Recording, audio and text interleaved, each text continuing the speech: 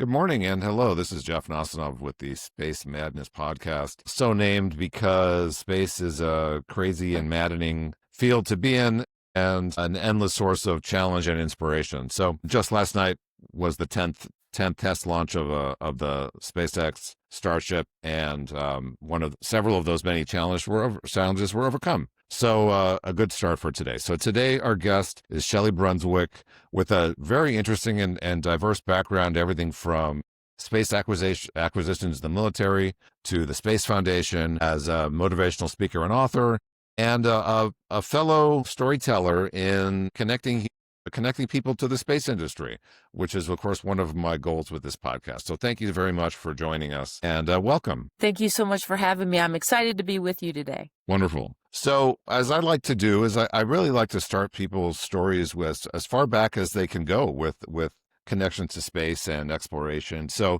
really just, where does your mind go when I say that? Did you have a childhood experience that put space in front of you, or where did it start? Well, what I like to share with people is that my journey has 4 chapters, and I'll kind of briefly go through those. So no, there was no early space experience growing up, just because space wasn't really a possibility growing up.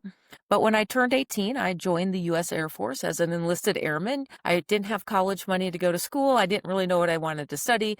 And in the 80s, the best way to see the world, which is what I wanted to do, was to join the military. So I joined the U.S. Air Force.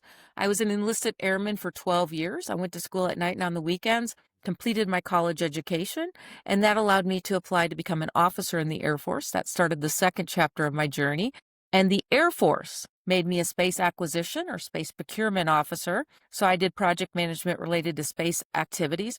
And while I was an officer in the Air Force, in addition to being a program manager, I was a professor at Defense Acquisition University. I taught about space procurement. I worked on Capitol Hill as a budget and appropriation liaison. So explaining and doing education and outreach about why space is important. And then when I retired from the Air Force, the next chapter of my journey started, becoming the chief operating officer at Space Foundation, a U.S. nonprofit that did business internationally. And now I'm in the 4th chapter of my journey, where I'm an entrepreneur. Wonderful, and an incredible summary. So several questions came to mind as you went through that. So Air Force makes sense. And I'm curious, I don't know how these things were assigned, but did you have any input into how you ended up doing space acquisitions, or what was the story there? And it sounds like it must have been, or might have been, rather surprising, as in, what is this even? What does that mean? So I'm curious, just the moment space acquisitions first came in front of you, what was that? What was that like? It must have been pretty out there. Absolutely. So when I applied to become an officer, it came back and said, you're going to be space acquisition. And exactly what you said. I didn't know what it was. None of my mentors knew what it was, and I did not want to do it. I actually tried to get out of it. I had many of my mentors call the Air Force Personnel Office, try to get me reclassified into what I was as an enlisted airman. I was a personnel specialist, so human resources, and I wanted to be a human resources officer, right? Because that's what I knew. I wanted to stay in my comfort zone with what I knew. Fortunately, one day somebody from the Air Force Personnel Center called and said, Sergeant Brunswick, the Air Force needs you to be a space acquisition officer. You're not really given an option. You salute smartly and say, yes, sir.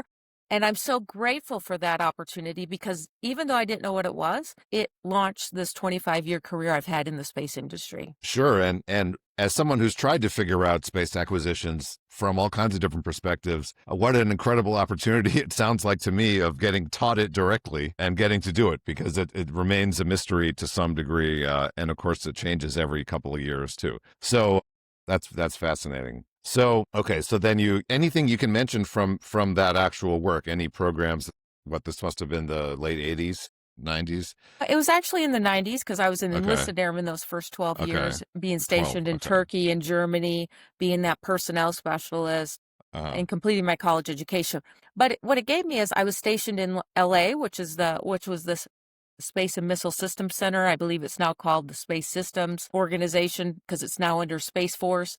But I worked on several programs, launches, upgrading the launch ranges, upgrading tracking stations. Not only do we have to send rockets up and you launch a satellite, but you track those satellites with stations on the ground, as well as sending telemetry information back and forth between the satellites.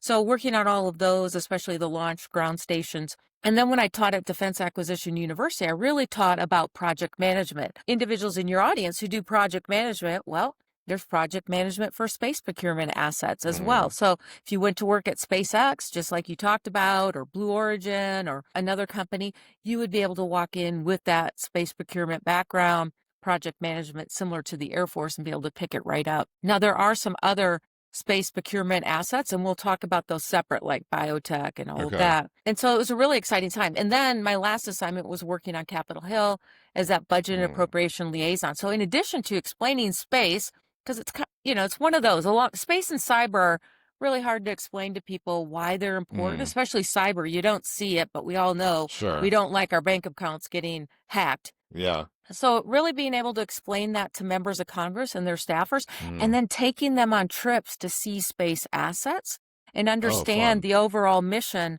of space and how it provides national security, but actually it's undermining and underlining our entire economic sector. So we can talk more about that as well. So I really understood the military side of things, a little bit the civil side of space when I retired from the Air Force.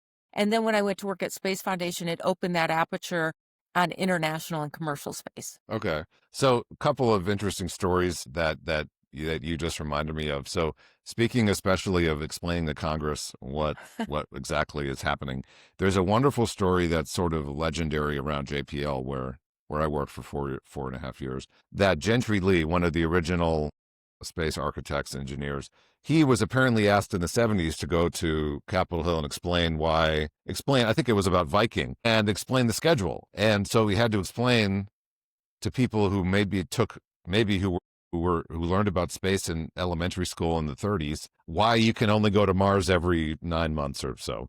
And so he eventually, as he tells it, or as he told me, he settled on a train analogy where there's a train every 9 months that goes to Mars, and he had basically gave up on having to teach them the orbital part of it. But so it's a train, and if you miss it, you got to wait. So I can relate to that challenge. I'm also curious, how did you do remote education from multiple different countries as an enlisted person? That sounds like it must have been very challenging. I'm just logistically, how'd you manage that? So back in the day, we didn't have telecommunications like we do now with online learning. Everything was in person. And just as a reminder for your audience, or that we're using telecommunications today, and this technology is from the Apollo era. This is how NASA talked to the astronauts. So all of telecommunications over the last 60 years originated from the Apollo era. And so a lot of the technology people are using every day, they have no idea where it came from, but it came from the space industry. So now we'll pivot. How did I do education? Well, fortunately, a number of universities also set up really small satellite offices around the world on military installations, and that allowed individuals to go to school at night or on the weekends. Now, the challenge with that is you got to change universities a lot. So it took me many years to finally get to a point where I landed in Colorado for a few years. I was able to roll all the transcripts up from the University of Maryland and City College of Chicago, and finally graduate from Southern USC, University of Southern Colorado. It's now changed names to Colorado State University Pueblo. And so I was actually able to finish. I'm a Wolf Pack, go Pack. And then right around that time is when I started my master's in the University of Phoenix, which was, everywhere. It was able to get my MBA, and they had just started at this time where you could do the class and mail your stuff in. So we've come a long way from in residence and then even mailing to being online and doing virtual degrees. Yeah, my next question was going to be actually about Aerospace Corporation and Space and Missile Center, but you just reminded me how my grandfather, I believe it was in the 40s or the 50s, took a mail order class on TV repair, and of course I'm sure it seemed totally routine then, as much as it seems quaint now. But people, the barriers are always following. So to Space and Missile Center, my other grandfather worked at the Aerospace Corporation for 20 years. Excellent. And one of the few things I know for sure, is that he worked on the Defense Support Program, the first nuclear missile detection satellite, at least that I could ever find out about. And so I believe he had some interaction with Space and Missile Center, and I'm just wondering if you ever got to work with the Aerospace Corp. Absolutely. So the Aerospace Okay. Corporation is really connected, Mm, well, with especially the space sector. So out in LA Air Force Base, the Space and Missile Systems Center or Space Systems Branch or SSD, something like that, they're called now for Space Force. So they work intimately. And what's really helpful with the Aerospace Corporation, which they call an FFRDC, which is, I mm. believe, a federally funded development research center. We'll have to Google that to be sure. Yeah, Research and There, Development Center. Yep. there are several. There's others like MITRE and others out there, Mm, but aerospace is really focused and was when I was stationed there, 25 years ago, to really be, I call them the graybeards, the individuals who have the mm. corporate knowledge. Because military, we come in and rotate. We may do 2 years on a program, we do another 2 years on a program, and then we move to another assignment. So the Mm, Aerospace Corporation team were really the individuals who kind of saw the long term of a project, because many of these programs could run 10, 20 years before mm, you upgrade all the stations or all the ground stations around the world. You run the software updates. So they were actually the graybeards, we called that, had the corporate mm, knowledge, really knew the strategic plan. And then young officers like myself, second lieutenant, came in, learned from them, and then learned about program management, but really listened to them. And what I really learned the most from the Aerospace mm. Corporation team is when we would do program management reviews where everybody would get up and talk about their program, they asked really great questions. And as I've progressed in my leadership journey, leaders don't necessarily need to have all the answers, but they Mm. ask really good questions. And that's something I learned from those outstanding individuals from the Aerospace Corporation. So just like your father. Yeah. And what I found on that topic actually was that I didn't come to NASA with a formal science and engineering training, but I started to ask questions like that. And I found that was one of my greatest strengths. And to this day, as I'm waiting for a NASA review on a proposal that I'll hopefully get next Friday, it started with a question, which is, I wonder if we can do this. And that's really been a theme. So, and it turns out my main work, proposal management, is the formal way of asking that question. Hey, can we do this? So I really like that, and it's also a universal thing that doesn't depend on your training or background. Asking good questions, and so I think that's a theme for our conversation is the many paths into this field, and really the key questions that don't depend on where you came from or who you are, but whether you can apply a logical lens to things. So okay, so that's your sort of military career. So how did you get from there to Space Foundation? I mean, I can guess. Oh, actually, I also wanted to mention the stereotypical defense acquisitions joke is that it takes 50 years to buy a pencil or something. I mean, Right. I saw a diagram once and I don't know whether it was a joke or a cartoon, but it was like 100-year acquisition time frame for something with hundreds of flowchart boxes. I mean, what have you seen change in the time since you were doing that formally? Well, it is really important to look at how we can expedite things. So there's two ways to look Mm, at it. When I taught at Defense Acquisition mm, University, it was really about teaching the acquisition workforce because you're responsible for billion-dollar programs. mm, So you don't want somebody in there who is willy-nilly spending your money, but you also have to understand time is also an important resource. The longer things stretch out, the more burn rate mm, you have. So it's a balancing act, as project managers around the world will understand. It's about cost, mm, schedule, and performance mm, and balancing that out. But we do have some more requirements. There's a thing called DOWIA certification, which is Defense Acquisition Workforce Improvement Act. It was passed by Congress. It's a law that people in the acquisition career field have to have this training from DAU or others to meet this mm, requirement and certifications. And it ensures you have the time and the skills to be able to represent the U.S. government in contracts. So we won't jump into all of it, but you can think about a multi-year buy of airplanes, mm, spacecraft. Many of these things cost a lot of money to the U.S. taxpayers. There needs to be accountability, and you want an educated and trained workforce that's able to manage that and lead that project as well. mm, Before we jump into the next chapter, I did want to highlight something you said. So I, mm, too, am a traditional space person and a non-traditional. And what I mean by that is traditional space people come in through the military or maybe NASA. mm, So I obviously came into the space industry through the military. but non-traditional because I am not a STEM professional. So I don't have a science, technology, engineering, mathematics degree. I actually have a business degree and I have an MBA. So at the time when I became an officer, that wasn't the traditional thing the Air Force was Okay. looking for in officers, nor for the space industry, but it fit being a program manager, space acquisition. And now as we've progressed 25 years, you can now see how important it is to have people who have business degrees as well as many other degrees in the Sure. space industry. Well, and that gets to such an interesting conversation. I mean, the argument that one of the failures of the Challenger tragedy was actually graphic design, that the communication of the key engineering information that could have prevented that was actually in a little tiny font on a poster or something like. I mean, it's not exactly what happened, but it gets to the point of understanding human communication in a very information dense situation. So, and there's a great story I know about one of the artists at JPL who sent his resume into the director's office on a 10-foot long poster and just to get the attention, and it worked. And he's a great guy. So these sorts of creative approaches, I mean, I wish I had thought of that. It took me a year to get noticed or get my attention there. But so again, these non-traditional backgrounds, creative approaches, where appropriate is a really powerful tool here. So I was gonna yeah. just jump into that real quick because as we think about the future of work, many people are afraid of artificial intelligence, taking their jobs and replacing them.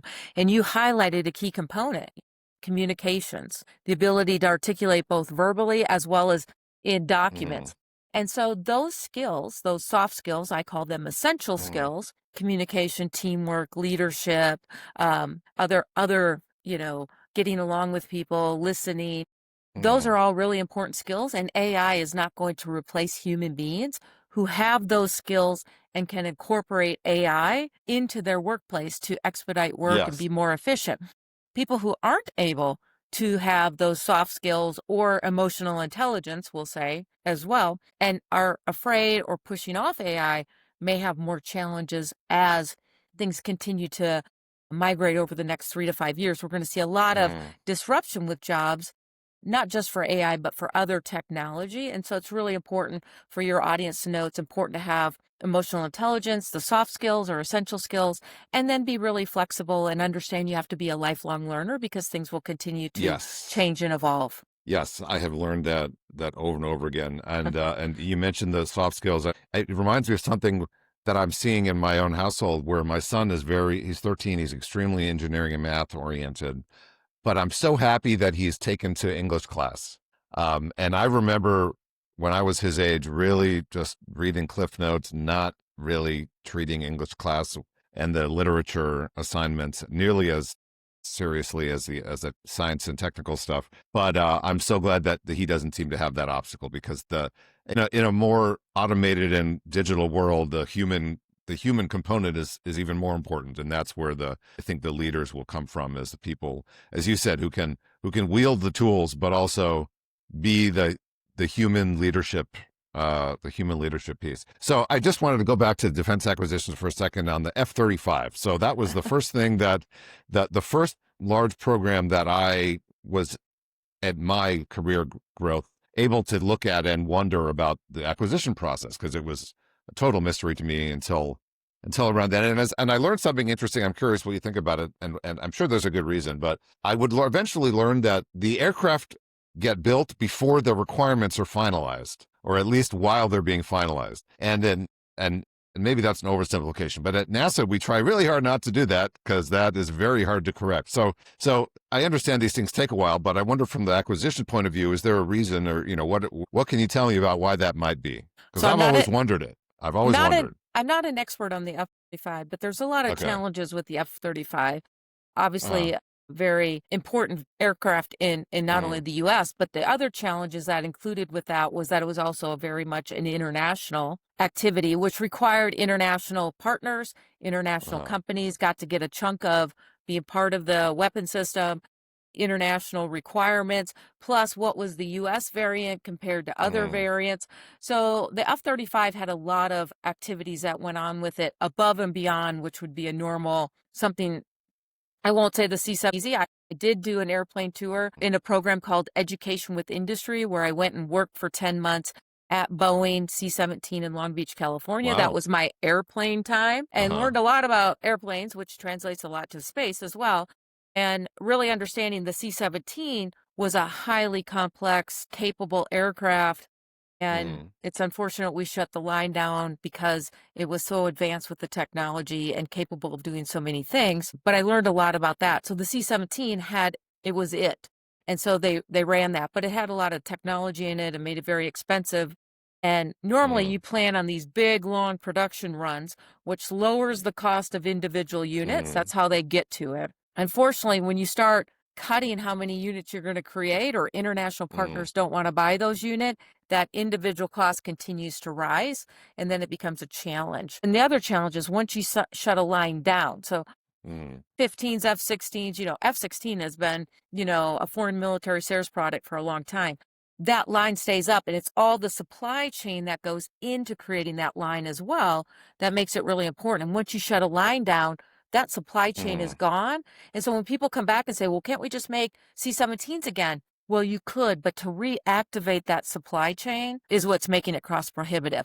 Same with the okay. space industry. What we learned during COVID was a lot of the um, smaller manufacturing sub-tiers in the supply chain Mm, into the space industry had a massive impact into our space industry. And there's also a thing, the state of the space of the space industrial base. There's a report that comes out every year. So when you think about space, people are probably saying, hey, SpaceX launched a rocket. And SpaceX, even though not military, they're mm, still in that supply chain, just like Boeing and everybody else. So it's really important not just to look at the end product, the SpaceX or the Boeing or the mm, Lockheed.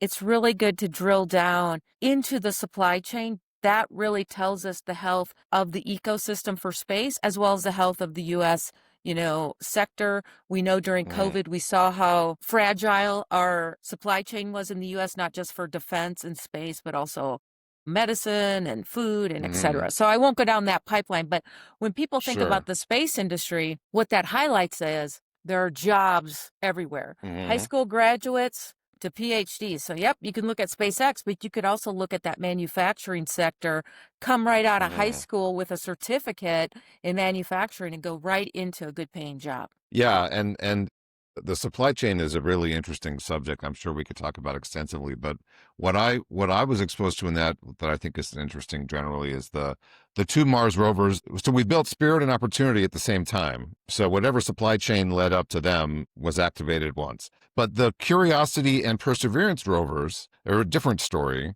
They shared a lot of similarities, but they were built 10 years apart. And so what that actually resulted in was an almost 20-year long supply chain that had serious challenges when the second rover was started up, when that project was started up. And that's because, for obscure technical reasons, among other things, the computer chips are 10 years behind industry that go to Mars because they have to be extremely well characterized and understood. And so when they actually started up the Perseverance project in 20, someone's going to correct me, I hope, but 2013, 14 maybe, they were looking back for processors for the rover from 2002, 2003. And some of those were actually approaching their end of life. And so you have a really interesting challenge in this incredibly complex machinery, especially with very low production, like the two rovers. So, logistics and space nerd could really read a lot about that stuff, and I recommend it because supply chain management is yet another field where we need experts for space exploration that might not be an obvious path then. So the F-35 lesson seems to me that you're getting at is that it's orders of magnitude more complicated than even the C-17 because it has the feedback and input from the international partners and customers at the same time as the domestic side coming up. So we can move on from that. I'm sure there's books written about it. It is an interesting subject. So Space Foundation. So I can imagine as an industry, I don't want to correct me if this is not the right characterization, but as an industry organization promoting the industry and its various interests, I can see how coming out of the Air Force and your role would make you a natural fit to lead and advise the Space Foundation. Is that a reasonable characterization? Absolutely. It was a wonderful Okay. opportunity to go work at Space Foundation as the chief Mm, operating officer. So coming out of the military with that background, with space, working on Capitol Hill, with that mm, connections, and then coming into the Space Foundation. And for your audience who's not familiar with Space Foundation, they are a U.S. nonprofit primarily focused on education and events that bring the space community together, and they do business internationally. It was a wonderful opportunity to come in, especially with the strong military background, because Space Foundation originally was founded for mm, Space Command, right? That's why they're located in Colorado Springs. That's where Space Command stood up in the 90s. That's why Space Foundation started in Colorado Springs. They were that convener that brought industry and government together to talk. And then as time went on, that activity, that space symposium, they call it, grew mm, larger and larger. Civil with NASA, then went international. And then in the interim, in between those conferences, they were having educational events because they're a nonprofit for education. So kindergarten through 12th grade, teacher professional development. How do you bring space into mm, the classroom? So it was a really great coming out. You know, I had taught at DAU, so I'm coming back in with some education and workforce development, leadership, obviously, working with a great team, bringing together the space community. And mm. then, of course, the part that many people in the military don't understand right away is although you're a nonprofit, you still have to make money. We call it there is no mission without margin. So you still have to create products and services. You have to still run a P&L, a profit and loss division. So it really gave me that opportunity to grow new programs, grow the team. When I started, the team was about 40 people. It grew to 110 by the time I left. We tripled the revenue. Created new programs, like we created an entrepreneurial program while I was there, additional products and services, Fega Forum. So it was fantastic.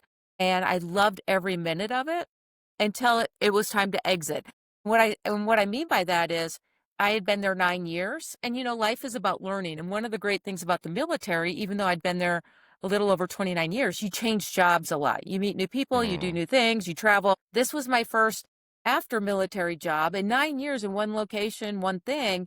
I realized that it was time to move on. So what I share with all of your entrepreneurs or even the individuals listening, you are the CEO of your company yourself. Everything Mhm. will have a beginning, a middle, and an end. And I knew it was time to end. I'd really wanted to write books, be a motivational speaker, really be that connection from the space industry to the general public. Because in general, those of us in the space industry, we don't do a great job articulating why space is important to everyone on the planet. And I really felt that I could fill that niche.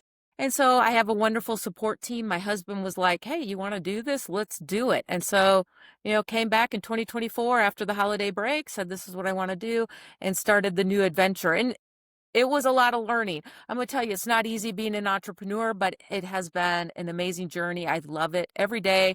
It has some ups and downs, but it's exciting. I can relate completely. Obviously, I'm doing this podcast right now. Earlier, I was debugging some software, and not that I knew how to do it, but it had to be done, so I had to do it. So, absolutely relate on the entrepreneurship journey and the adventure component. So, I want to add a fun story I only recently learned that connects space to the entire world. So, do you know who was the largest customer of semiconductors in the 1960s? I don't know that. It was NASA, because Okay. NASA needed to go from transistors in 1961, before we're going to go to the moon, to semiconductors that worked on the moon in 1969. And so it was actually NASA that bought up almost every semiconductor product that could be manufactured in the US in the 60s in order to make sure they had reliable and predictable equipment available in 67, 68, and 69. So it is really not an exaggeration to say that NASA enabled the semiconductor industry and therefore the entire modern world. So yet, yet, an, Absolutely. yet another force multiplier, to use a defense term, on industry that setting ambitious and frankly impossible goals like we did in 1961 can have on the rest of the world. So it feels like I should have more to say about that, but that alone, I think, is, I'm surprised. I should have known it years ago, but now that I know it, I have to share it, because it even makes the MITRE reports from the 70s that every dollar spent on space is returned 7x. It even Yeah. makes that look trivial, by highlighting everything I'm looking at on my desk and the whole way we're talking and the whole way this thing is going to be distributed next week or a few weeks from now, all came from that NASA spending on semiconductors in the 60s. Well, and you're correct. During the Apollo era, every $1 that was invested was a $7 return. And then according to NASA in 2014, for every $1 spent, it was a $40 return. And that's only what we can really calculate because there's all this, Sure. as you know, NASA spin-off technology. Individuals who are listening, there's all kinds of healthcare applications like eye surgery, mammogram detection. You know, I met Jose Hernandez, the astronaut, and he talked about that was one of the things he had also worked on was mammogram detection technology. So there's so many great things that are coming from the space industry. Right now they're doing cancer research. I know a woman who, through Lambda Vision, there's a disease called macular degeneration that you slowly go blind over time. There's no cure.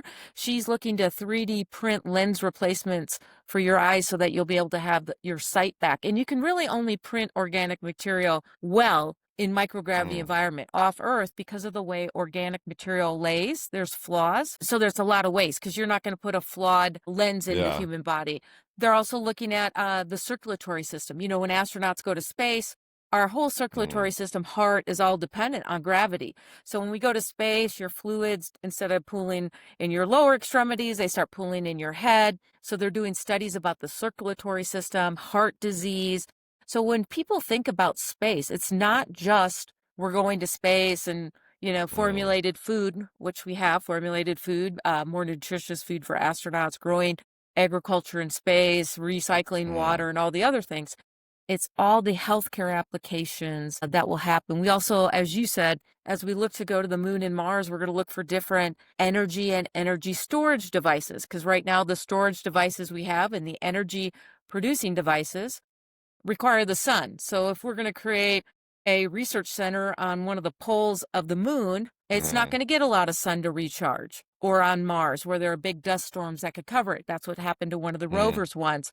Big dust storm covered it, couldn't recharge. Yeah. So we really need different energy and energy storage solutions, but we need those on Earth too. We need healthcare on Earth. So when I listen to people who are excited about technology, healthcare, advanced manufacturing, quantum, AI, robotics, all of those things are also already part of the space industry. So if you're excited about space and you're excited about these things, you could look at where that intersection is and be part of that future of both space and that emerging technology. Yeah, there's two things that came to mind there. One is that I'm very happy to hear about the macular degeneration stuff because my grandfather had wet macular degeneration, which apparently is the better one if you got to have one or the other.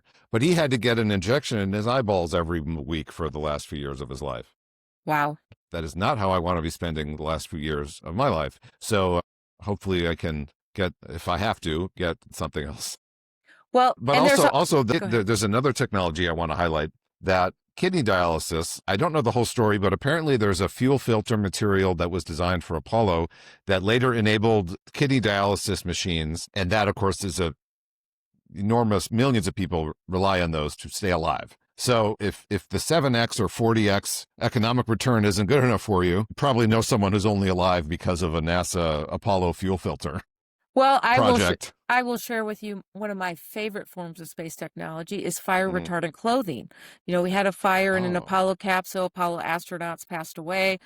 NASA created fire retardant clothing, and my husband was a firefighter for 30 years. So thanks to Apollo technology, he got to come home safe every day. But think about that for every firefighter, or fire retardant clothing or cribs for your babies. Yeah. That all came from the Apollo era. I did not know that. And fire safety is very close to my heart. My wife is a burn surgeon, and we sometimes go back and forth about whether we should be investing in medical research or space research. And yet another thing connects them, and obviously directly related. So thank you for sharing that. So I can see from the way that we've gone back and forth on all these stories and sharing your history, I can see why you were drawn to entrepreneurship, leadership, mentorship, sharing and teaching, writing books. So let's talk about that transition for you, and where you're working on and where you're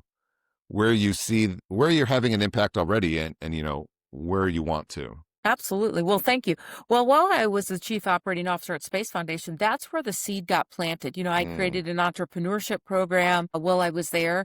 But I'd always had, and I call entrepreneurship mindset a growth mindset. So people, even if you work for somebody or you're in the military, you can have a growth mindset. You can still be entrepreneurial. You don't have to be an entrepreneur per Mm, se. But when I would go out and do talks and meet with people and young people, I'd get off the stage or I'd get done mentoring and they'd say, that was so great. Do you have this written down somewhere?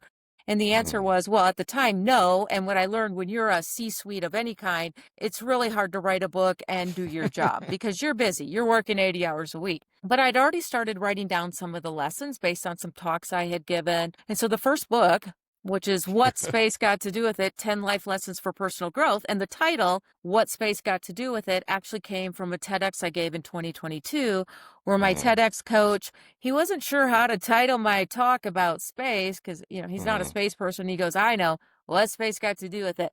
So I decided Sure. to just keep that. And so the first book was 10 Life Lessons. I interviewed 200 global thought leaders in space, not in space, men, women, all ages, all regions of the Mm, world, so we can provide some role models.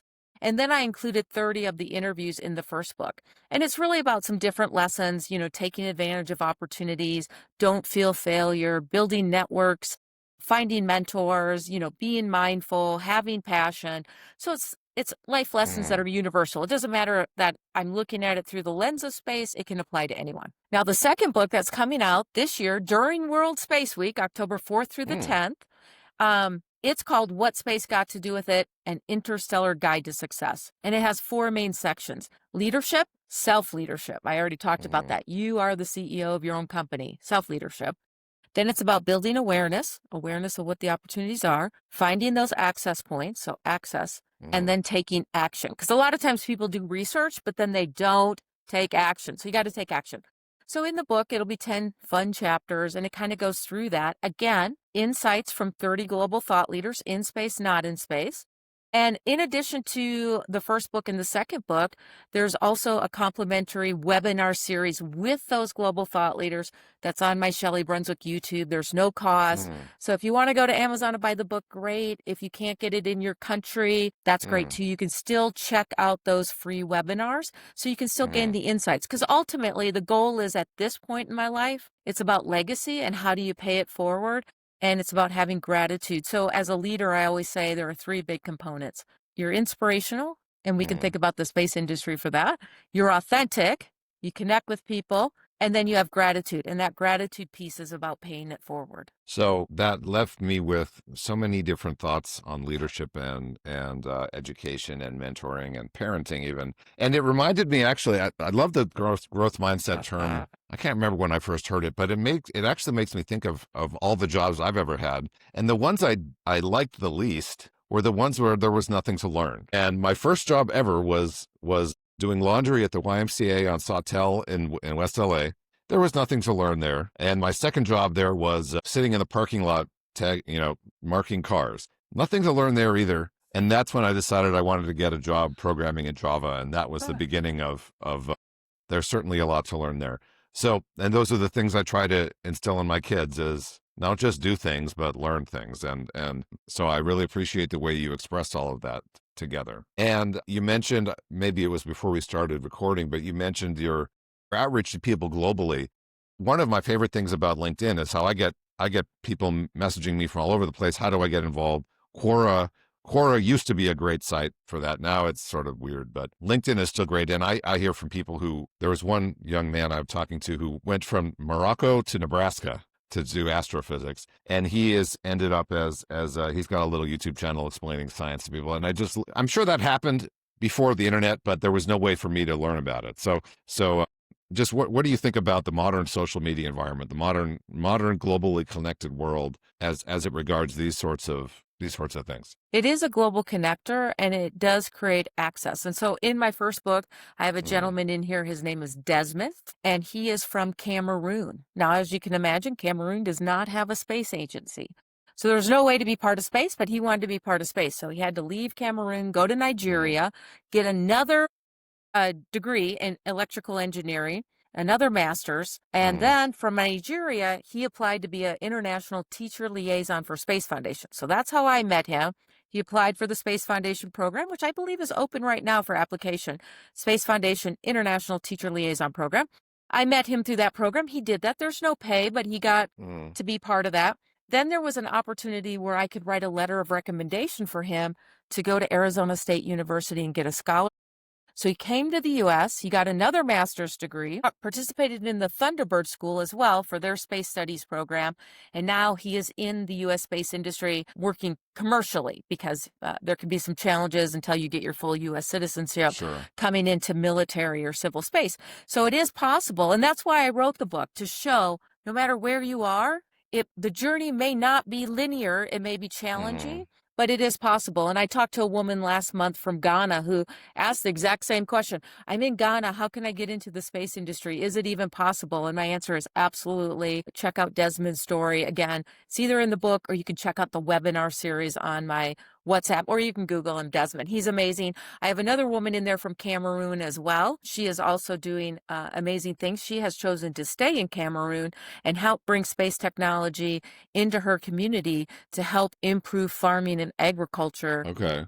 So, and as you know, there are many programs through space like NASA Harvest, helping farmers Mhm. understand how they can utilize space technology to improve crop yields or understand if it might be a bad year. So don't plant, save your resources to use in another way. So in my second book, Dr. Catherine Nakalibi is in the second book coming out. She is the NASA Harvest Administrator for Africa. Wow. And there's also the Solar System Ambassador program at NASA that people can kind of become more formal teachers for their community. I just wanted to plug that. So I think there's I'm behind on this, but I know there is something called the African Space Agency Yes, that is at least in some stages of development across different countries. I want to say the headquarters is in Egypt. correct. I don't know enough about it, but that may create some more closer to home options for people there. So I do know Dr. Tidian Otara. He is the president of the African Space Council for the African Space Agency. And Okay. yes, they are doing some amazing things. The capital is in Cairo, or the headquarters.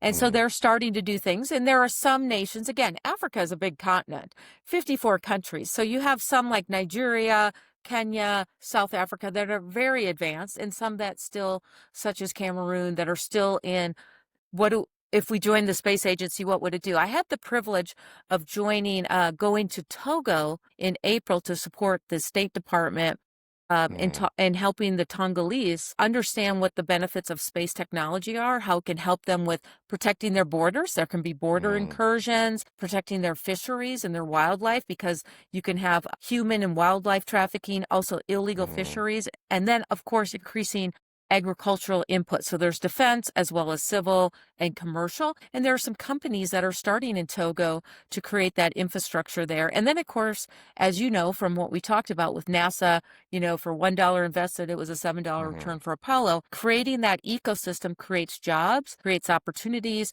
and helps to grow an ecosystem. And so that's what Togo is working on, not just the space piece, but actually growing that holistic ecosystem. And that's what the African Space Agency is really trying to do for African nations. I also wonder if there isn't an opportunity for pollution emission monitoring for public health purposes, and I mean that's a global problem. But I'd imagine as nations industrialize, that kind of like how if you can skip the entire century of having copper phone wires and go right to wireless, that'd be a great thing to do. I feel like there's opportunities like that and more.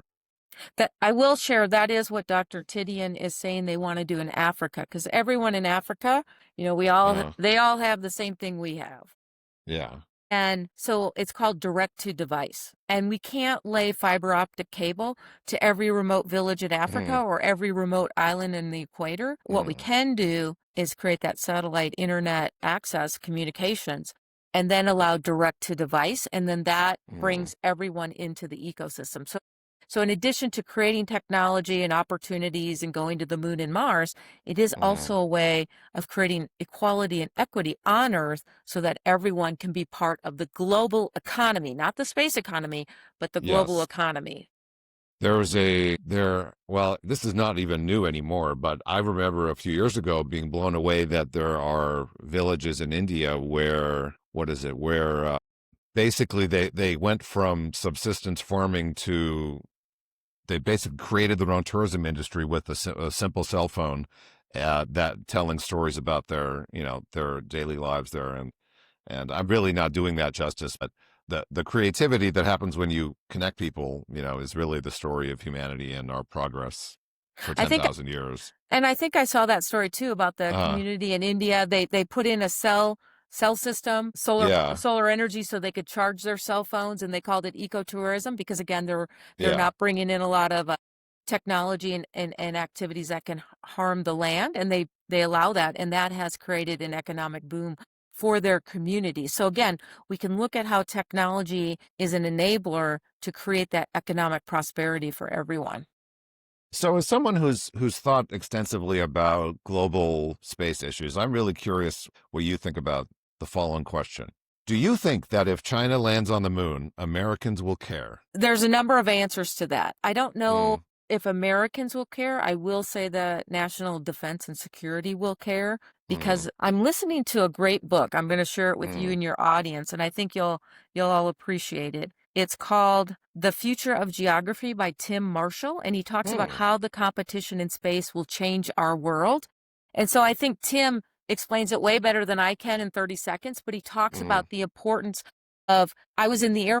It was the high mm, ground. You want to control the high ground because if you don't control the high ground, you lose. The moon is the ultimate high mm. ground. If we don't control the moon or we're not equal, Right. we will lose. And I assure you, the United States does not want to play second fiddle to anyone when it comes to Mm, economic, military, information diplomacy. So for the general public, they may not understand that we are in two space races. One space race is commercial, mm, and we're seeing that, more than 90 countries operating in space, many more. We all, mm, we understand the space benefits.